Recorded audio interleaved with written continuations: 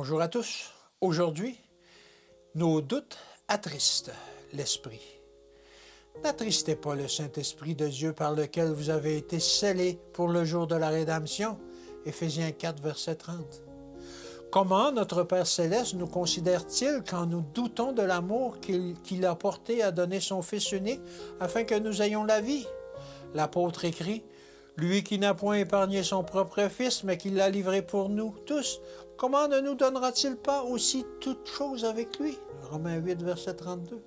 Et pourtant, qu'ils sont nombreux, ceux qui, par leurs actions, si ce n'est par leurs paroles, disent « Ce n'est pas pour moi que le Seigneur a fait cela. Il aime peut-être telle ou telle personne, mais pas moi. » La foi prend Dieu au mot. Elle ne demande pas le sens des expériences douloureuses par lesquelles elle est appelée à passer, mais grand est le nombre de ceux qui ont peu de foi.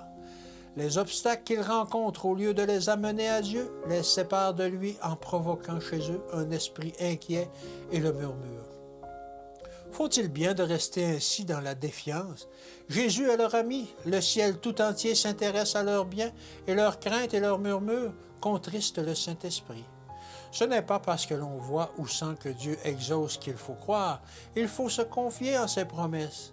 Quand on a demandé à Dieu une bénédiction, il faut croire qu'on l'a reçue et l'en remercier. On peut ensuite reprendre ses occupations, assurer que la bénédiction sera envoyée quand on aura le plus pressant besoin. Il est très grave de faire souffrir le Saint-Esprit. Il souffre lorsque l'être humain cherche à travailler par lui-même et refuse d'entrer au service du Seigneur parce que la croix est trop lourde ou le renoncement trop important. Le Saint-Esprit cherche à demeurer dans toutes les âmes.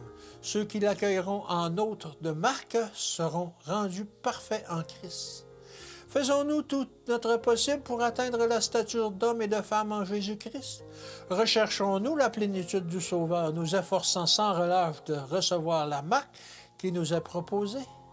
La perfection de son caractère, lorsque ceux qui constituent le peuple de Dieu l'auront reçu, ils seront scellés, remplis du Saint-Esprit, ils seront parfaits en Jésus-Christ et l'ange annoncera que tout est accompli.